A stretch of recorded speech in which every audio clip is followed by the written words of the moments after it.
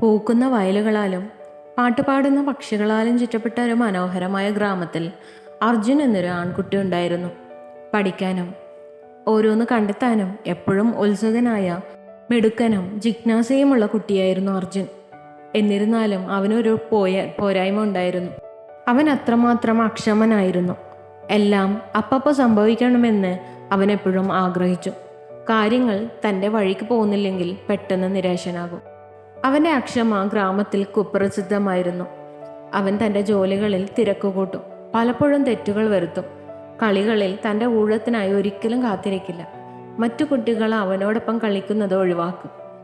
നല്ല മനസ്സുണ്ടായിരുന്നിട്ടും അവൻ്റെ അക്ഷമ അവൻ്റെ അടുത്ത സൗഹൃദം സ്ഥാപിക്കുന്നതിൽ നിന്ന് തടഞ്ഞു. ഒരു ദിവസം കാട്ടിലൂടെ അലഞ്ഞു തിരിയുമ്പോൾ ശാന്തമായ ഒരു കുളത്തിനരികിലിരിക്കുന്ന ഒരു വൃദ്ധനെ അർജുൻ കണ്ടു. ഒരു ചിത്രശലഭം അതിൻ്റെ കൊക്കൂണിൽ നിന്ന് പുറത്തു വരുന്നത് വൃദ്ധൻ ശ്രദ്ധയോടെ വീക്ഷിക്കുകയായിരുന്നു. എന്നത്തെയും പോലെ കൗതുകത്തോടെ അർജുൻ ചോദിച്ചു, എന്താണ് ചെയ്യുന്നത്? വൃദ്ധൻ പുഞ്ചിരിച്ചു പറഞ്ഞു, ഞാൻ ചിത്രശലഭത്തെ നിരീക്ഷിക്കുകയാണ്. ഇത് ക്ഷമയുടെ ഒരു പാഠമാണ്. അർജുൻ പരിഹസിച്ചു, എന്തിനു കാത്തിരിക്കണം? ഇത് നോക്കൂ, അതിനെ ഒന്ന് സഹായിച്ചാൽ അത് പെട്ടെന്ന് പുറത്തിറങ്ങി വരും. വൃദ്ധൻ തലയാട്ടി. ചിലപ്പോൾ വളരെ വേഗത്തിൽ സഹായിക്കുന്നത് നല്ലതിനേക്കാൾ കൂടുതൽ ദോഷം ചെയ്യും. ചെറുപ്പമേ, ക്ഷമ ഒരു പുണ്യമാണ്.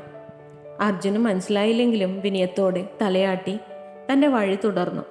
അന്ന് രാത്രി അവനെ വൃദ്ധൻ്റെ വാക്കുകളെക്കുറിച്ച് ചിന്തിക്കാതിരിക്കാൻ കഴിഞ്ഞില്ല. അടുത്ത ദിവസം വൃദ്ധനെ വീണ്ടും കാണാൻ കാട്ടിലേക്ക് മടങ്ങാൻ തീരുമാനിച്ചു.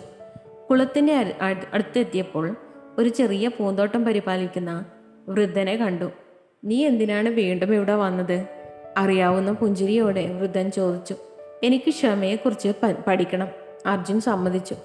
വൃദ്ധൻ ഒരു ചെറിയ വിത്ത് അവന് കൈമാറി. ഈ വിത്ത് നടുക, ദിവസവും നനയ്ക്കുക, കാത്തിരിക്കുക. എനിക്ക് കഴിയുന്നതിനേക്കാൾ കൂടുതൽ അത് നിങ്ങളെ പഠിപ്പിക്കും.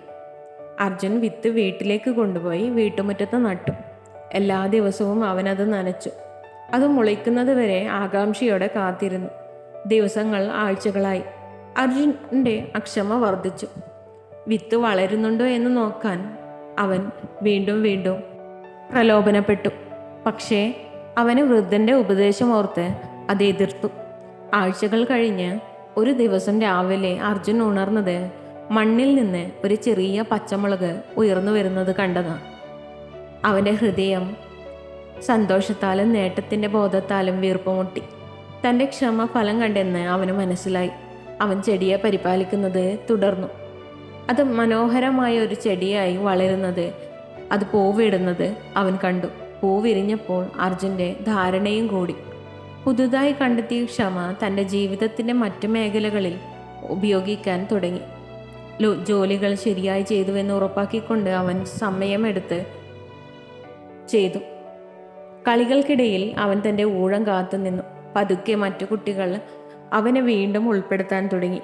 ഒരു ദിവസം വൃദ്ധനോട് നന്ദി പറയാൻ അർജുൻ കാട്ടിലേക്ക് മടങ്ങി. പക്ഷേ അദ്ദേഹത്തെ കാണാനില്ല. പകരം മരത്തിൽ ഘടിപ്പിച്ച ഒരു കുറിപ്പ് അർജുൻ കണ്ടെത്തി. അതിലിങ്ങനെ എഴുതിയിരുന്നു, ക്ഷമ അർജുൻ കാത്തിരിക്കുന്നത് മാത്രമല്ല, നിങ്ങൾ എങ്ങനെ കാത്തിരിക്കുന്നു, നിങ്ങൾ കാത്തിരിക്കുമ്പോൾ എന്തു ചെയ്യുന്നു എന്നതിനെക്കുറിച്ചാണ്. നിങ്ങൾ നന്നായി പഠിച്ചു. നിങ്ങൾ ചെയ്യുന്ന എല്ലാ കാര്യങ്ങളിലും ഈ പാഠം ഓർക്കുക. അർജുൻ ആ കുറിപ്പ് ഹൃദയത്തോട് ചേർത്തു. കാലക്രമേണ അവൻ്റെ ക്ഷമ വർദ്ധിച്ചു. ഒപ്പം അവൻ്റെ സൗഹൃദങ്ങളും നേട്ടങ്ങളും വർദ്ധിച്ചു. ജ്ഞാനവും ദയയുമുള്ള ഒരു യുവാവായി അവൻ ഗ്രാമത്തിൽ അറിയപ്പെട്ടു. എപ്പോഴും ഒരു കൈ കൊടുക്കാനും കേൾക്കാൻ ചെവി നൽകാനും തയ്യാറായി. അർജുൻ്റെ കഥ ഗ്രാമത്തിൽ ഒരു കേൾവിയായി മാറി. ക്ഷമയുടെയും ശക്തിയുടെയും അത് നൽകുന്ന പ്രതിഫലത്തിൻ്റെയും തെളിവാണ് അത്.